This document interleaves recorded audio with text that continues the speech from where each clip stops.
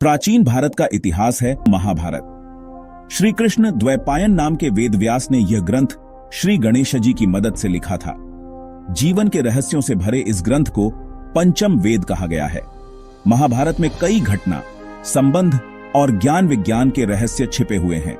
महाभारत का हर पात्र जीवंत है, चाहे वह कौरव, पांडव, कर्ण और कृष्ण हो या धृष्टद्युम्न, शल्य, शिखंडी और कृपाचार्य हो।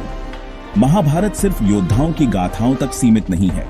महाभारत से जुड़े शाप, वचन और आशीर्वाद में भी रहस्य छिपे हैं। आओ जानते हैं कि ऐसे कौन कौन से रहस्य महाभारत में छुपे हुए हैं। महाभारत युद्ध और उससे जुड़े रहस्यों का एक अद्भुत गाथा। दावा है कि आप निश्चित ही चौंक जाएंगे। साथ ही इसके बाद आप महाभारत के संबंध में सब कुछ जान जाएंगे। जय श्री हरि।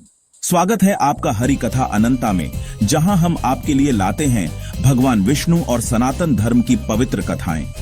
अगर आपको हमारे प्रयास पसंद आए तो कृपया चैनल को सब्सक्राइब करें और बेल आइकन दबाएं, ताकि आपको हमारी हर नई कथा सबसे पहले मिले। कहते हैं कि महाभारत युद्ध में 18 संख्या का बहुत महत्व है।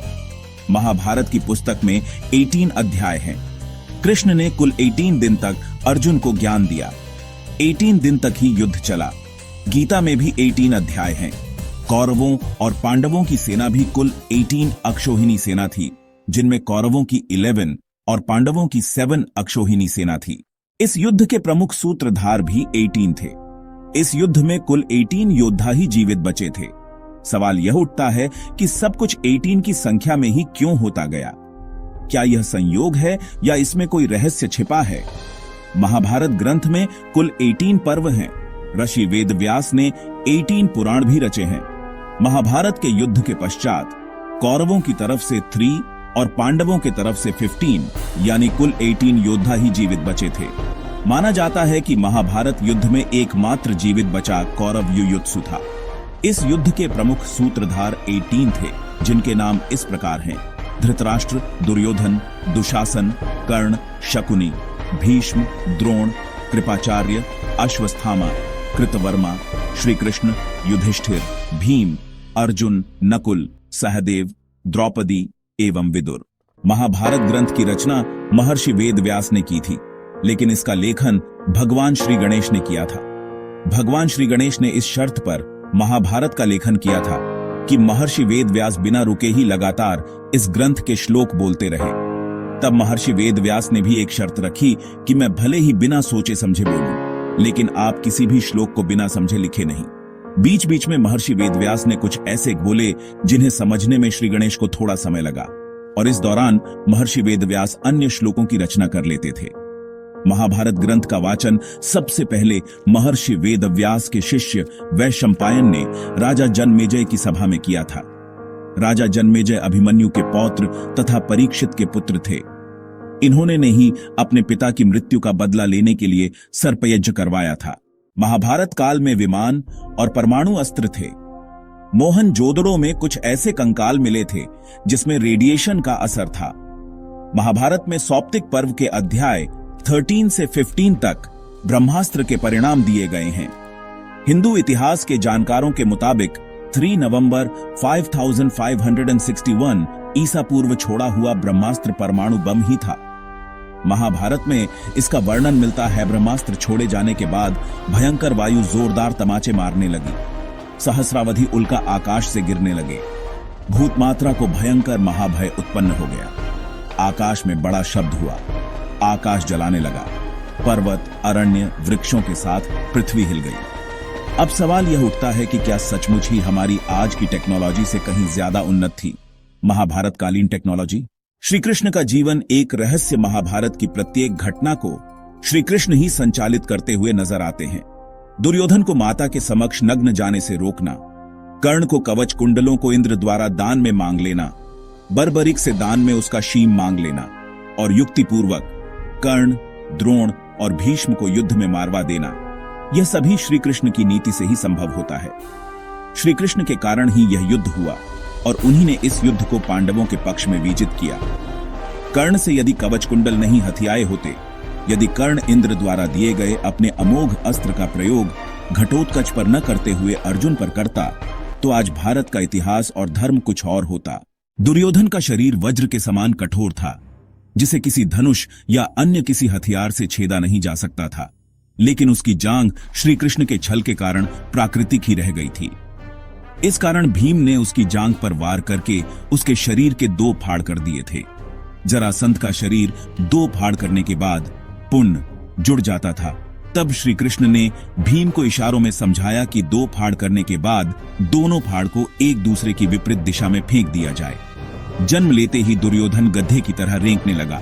उसका शब्द सुनकर गधे, गीदड़, गिद्ध और कौएं भी चिल्लाने लगे।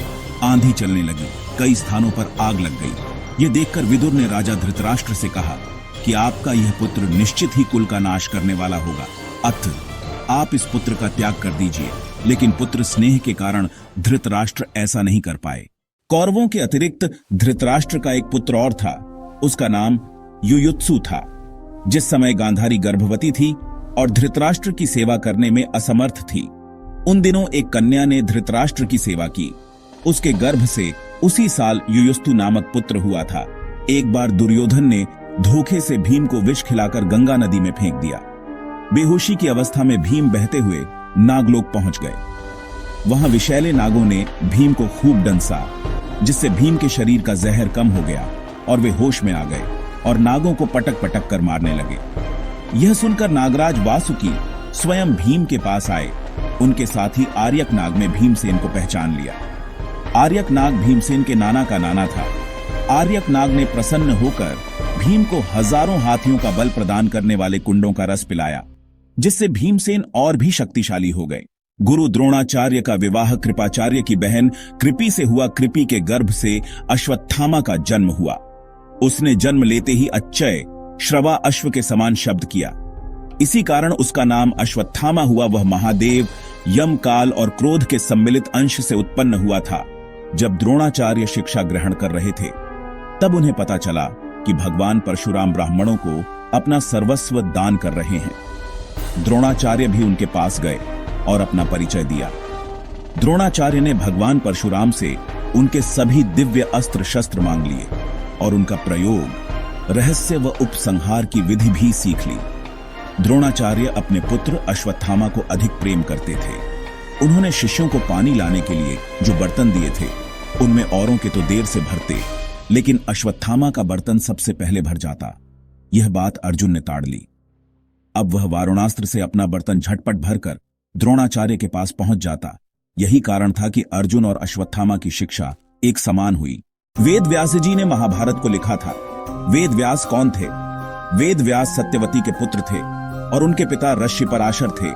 सत्यवती जब कुंवारी थी, तब वेद व्यास ने उनके गर्भ से जन्म लिया था। बाद में सत्यवती ने हस्तिनापुर महाराजा शांतनु से विवाह किया था। वेद व्यास का असली नाम कृष्ण द्वैपायन था। शांतनु को सत्यवती से 2 पुत्र मिले, चित्रांगद और विचित्रवीर्य। चित्रांगद युद्ध में मारा गया, जबकि विचित्रवीर्य का विवाह भीष्म ने काशीराज की पुत्री अंबिका और अंबालिका से कर दिया।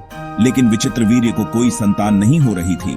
तब चिंतित सत्यवती ने कुंवारी अवस्था में पराशर मुनि से उत्पन्न अपने पुत्र वेद व्यास को बुलाया और उन्हें यह जिम्मेदारी सौंपी कि अंबिका और अंबालिका को कोई पुत्र मिले। अंबिका से धृतराष्ट्र और अंबालिका से पांडु का जन्म हुआ। जबकि एक दासी से विदुर का इस तरह देखा जाए तो पराशर मुनि का वंश चला। महाभारत में किसी भी व्यक्ति का सामान्य रूप में जन्म नहीं हुआ। श्री कृष्ण का जन्म जहां कारावास में बहुत कठिन परिस्थितियों में हुआ, वहीं उससे पूर्व भीष्म का जन्म गंगा की शर्त के उल्लंघन स्वरूप हुआ। जानिए हमारी अगली वीडियो में। इसके लिए चैनल को सब्सक्राइब करें।